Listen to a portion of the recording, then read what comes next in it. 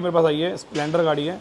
इस गाड़ी की क्लच असेंबली बहुत बुरी तरह खराब हो गई है। अब क्या खराब हुआ क्या नहीं देखना पड़ेगा, क्योंकि इसमें ना पिकअप नहीं आ रहा बिल्कुल भी, इसका क्लच भी काफ़ी लूज पड़ा हुआ है। अब जहाँ तक मेरे को लगता है ना, ये गाड़ी ना बरसात में चली है, क्योंकि कल रात को बहुत भयंकर बारिश आई थी पूरी दिल्ली के अंदर ही, गुड़गांव के अंदर ही, और उस बरसात का देखो ये नतीजा निकला है। अगर आप अपनी गाड़ी को बरसातों में चलाओगे तो आपका परिणाम ये निकलेगा ही निकलेगा। अब बरसात भी ऐसी नहीं, छोटी मोटी बरसात नहीं, बहुत भयंकर बरसात, जिसमें गाड़ी का आराम से आधा ये डूब जाता है। क्योंकि बरसात में जब गाड़ी रोड पर चलती है ना, तो उस सिचुएशन में क्या होता है, गाड़ी के अंदर ना बहुत भारीपन आता है। मैं एग्जाम्पल देता हूँ, जैसे मान लो 1 किलोमीटर आप पैदल चल रहे हो और वहीं 1 किलोमीटर आप पानी के अंदर चल रहे हो, पानी के अंदर जितना चल रहे हो जितना आधा डूब रहे हो आप, तो आपको बहुत ही ज़्यादा आपकी कैलोरीज बर्न होगी 1 किलोमीटर पानी में चलने पर, एज़ कम्पेयर टू नॉर्मल पैदल चलने पर। पैदल चलने पर अगर 1 किलोमीटर चलोगे तो मुश्किल से 150 किलोमीटर की आपकी 150 कैलोरीज बर्न होगी। वहीं अगर आप 1 किलोमीटर पैदल पानी में चल रहे हो तो आपकी कैलोरीज पता नहीं कितने गुना जो है बर्न होगी।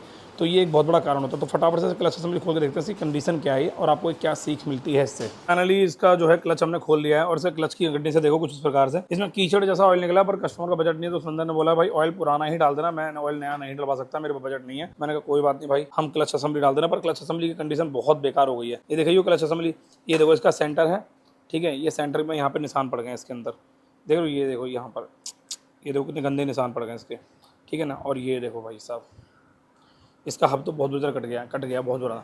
और इसकी क्लच की प्लेटें तो भाई पूछो में फूक गई हैं, वो एकदम बहुत बुरी तरह फूक गई हैं। और तो और इसकी क्लच की प्लेटों के ऊपर यहाँ पे निशान भी आ गए हैं, मतलब सेंटर जो कटा है ना, तो सेंटर पे चलती है तो उसके निशान आ गए हैं क्लच के असेंबली के ऊपर। मतलब एक तरीके से पूरी कंप्लीट असेंबली ख़राब है। अभी हम पूरी असेंबली डाल रहे हैं इसके अंदर, और ये बहुत ही बुरी कंडीशन जो इसकी हुई है ना, इस कंडीशन का सिर्फ एक ही मतलब है, वो है पानी में गाड़ी को चलाना। अगर गाड़ी पानी में चलाओगे तो भैया ज़िंदगी झंड होगी। पर यहाँ पर एक चीज़ का बड़ा दुख हो रहा है मेरे को, कि इस गाड़ी में इंजन ऑयल नहीं डल रहा है, क्योंकि बजट नहीं है कस्टमर का। अब देखो इंजन को अगर आप इंजन को फ्लश करा लेते हो ना टाइम टू टाइम, जैसे कि 5 से 6 हज़ार आपकी गाड़ी चल गई है तो इंजन फ्लश करा दो। अभी तो इसमें एक चीज़ हो रही है, देखो क्लच इसका हाउसिंग, इससे क्लच हाउसिंग में प्ले आ गई है लोड पड़ने की वजह से। बट इसमें हम कुछ नहीं कर रहे हैं क्योंकि बजट नहीं है, वही वाली बात, ठीक है। उसके अलावा सेंट्रीफ्यूगल जो है ना, ये सेंट्रीफ्यूगल जो होता है ये इसमें भी बहुत गंदगी भरी पड़ी है। इसके पूरा कंप्लीट हम क्लीन करेंगे, और क्लीन करने के बाद हम क्या करेंगे, ये वाला ऑयल नहीं डालेंगे, हम कोई साफ बढ़िया सा ऑयल डाल देंगे। मेरे पास निकलते रहते हैं गाड़ियों को ऑयल, अच्छी कंडीशन, जो बंदे बहुत टाइम से सर्विस करा लेते हैं गाड़ी की।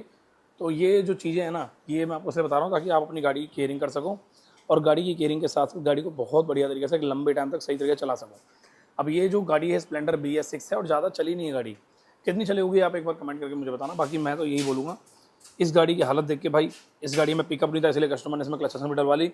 मैं ये मानता हूँ कि टायर पंचर होता तो टायर पंचर लगवा लेता। मतलब एक तरीके जो चीज़ आपको लोड पड़ रहा है ना, जो चीज़ की वजह से गाड़ी नहीं चल रही है, उस पर आप ध्यान दे रहे हो, तो ये चीज़ कहीं ना कहीं थोड़ी गलत है।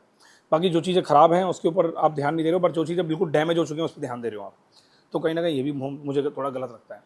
तो फटाफट से इसे पैक करते हैं इसको, और इसकी क्लच कंप्लीट, इसके हब, सेंटर, क्लच प्लेटें ये चेंज करते हैं, और पहले इसको क्लीन कर दें, ठीक है, पूरा तरीके से इसे क्लीन कर दे। उसके बाद जाके इसको आगे की कहानी को पैक करेंगे, और पैक करने के बाद कस्टमर को डिलीवरी करते हैं, और कस्टमर से बोलते हैं भाई इसके इंजन ऑयल डलवा लेना, इंजन ऑयल बहुत ज़्यादा ज़रूरी है।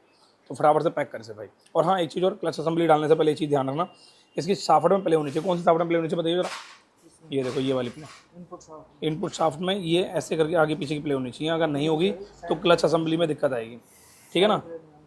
हाँ, साइड पे नहीं होनी चाहिए और आगे पीछे की प्ले होनी चाहिए, और ये बहुत ज़रूरी है। इससे आपकी गाड़ी के गियर अटकते नहीं है, गाड़ी की क्लच असेंबली बहुत सही चलती है, लंबे टाइम तक चलती है। और सबसे बड़ी बात, इस गाड़ी के अंदर जो क्लच असेंबली डलेगी, अगर ये शाफ्ट में प्ले नहीं हुई तो ये तरीके से कामयाब नहीं होगी, दिक्कत आएगी इसके अंदर।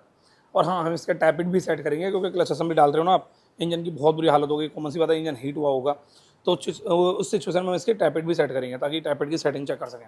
ऐसा ना हो हम क्लच असेंबली डालें और गाड़ी रास्ते में बंद हो जाए कंप्रेसर वीक की वजह से, तो ऐसा भी नहीं करना, ठीक है। तो फटाफट से पैक करते हैं, सेट कर रहे थे। टैपेट की सेटिंग बहुत ज़्यादा आउट है इसकी। अब टैपेट की सेटिंग जो आउट है ना, इसको टैपेट को सेट कर रहे हैं परफेक्ट वे में, और तरीके से पैक करके दे रहे हैं। वैसे तो उसके इंजेक्टर भी क्लीन होगा, थ्रोटल बॉडी भी क्लीन होगी, पर बंदे का बजट नहीं है, जिसकी वजह से हमें दिक्कत आ रही है बहुत ज़्यादा। तो बजट ना होने की वजह से परेशानी आती है।